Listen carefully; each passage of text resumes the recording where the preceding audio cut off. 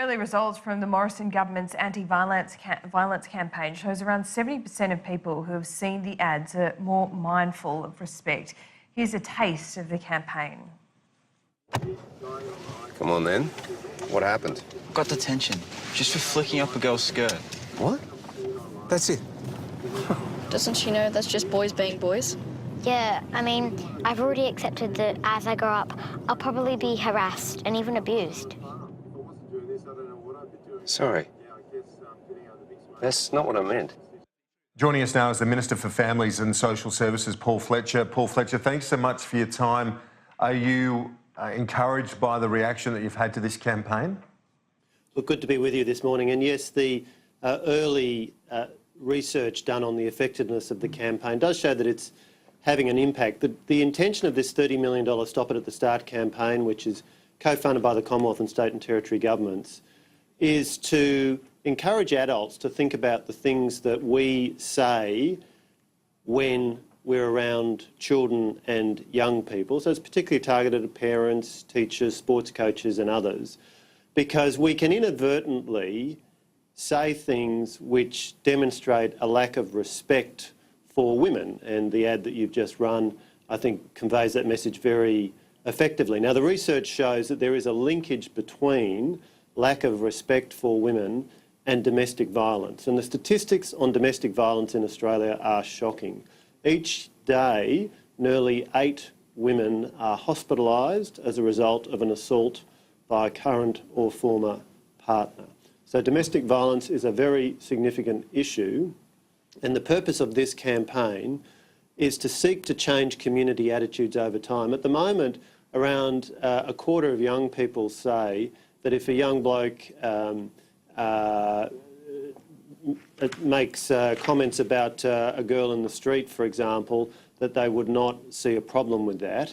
And so the statistics suggest, the evidence suggests that we do have some lack of awareness amongst young people about the importance of demonstrating respect for women. And so this campaign is designed to help change community attitudes and remind adults of their role in what we say in influencing children and young people. How shocked were you about this gamer playing this game Fortnite? It's on the front page of the Daily Telegraph today, and he allegedly airs himself assaulting his pregnant partner. I mean, this was particularly jarring, as KG said before, because we don't often see these things. They happen behind closed doors. So, I mean, look, what more can government do? What I've seen and what's been reported is absolutely terrible. But, you know, the point you just made there is that the incidence of domestic violence is much higher than many of us may think. And that is why it's so important to be working to change attitudes and why it's important to have an integrated plan. We have a national plan to reduce violence against women and their children.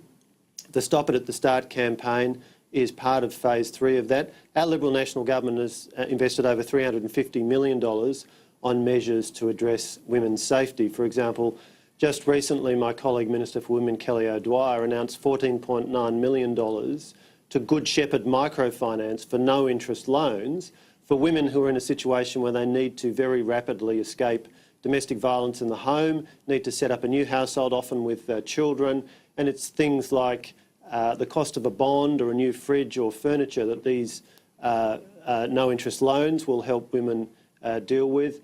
We're funding 1-800-RESPECT, the national helpline for assault and domestic violence, and indeed we've just committed another around $11 million for that. And this Stop It at the Start campaign is part of that integrated approach designed to shift community attitudes over time. And the initial research on those who've seen it shows that it is having an impact and causing people to think about the things that they say and causing young people to think about issues in relation to respect for women and the linkage between that and the risk of domestic violence.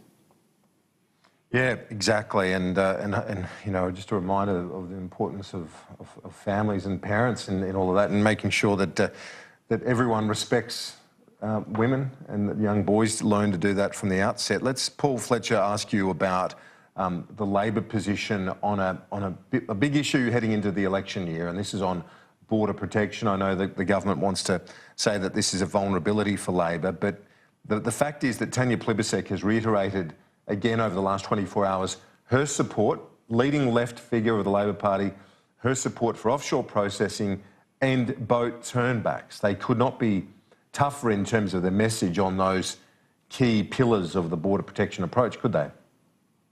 Look, it's not about whether it's a vulnerability for Labor, it's about what is in Australia's best interests. Let's bear in mind, Labor went to the 2016 election campaign claiming that there was no difference between Labor and the Coalition when it came to border protection. But just last week in the Parliament, we saw Bill Shorten and Labor voting with the Greens and the crossbenchers to fundamentally weaken offshore processing, which is a key element of our integrated approach to border security. What they've now done, and the advice of the security agencies is very clear on this, what they've now done is weakened the offshore processing arrangements, because on the vote that Labor supported in the Senate, on that bill, which would allow 2 doctors to override in practice the decision of a minister and have people removed from Nauru and come to Australia. Now, that is a fundamental weakening of our border protection arrangements, of the offshore processing arrangements.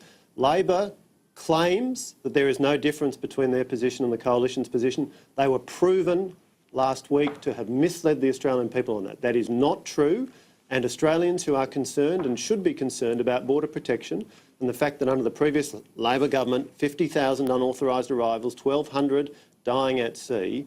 If you want to maintain border protection, you must vote for the Coalition at the next election, because Labor simply cannot be trusted on border protection.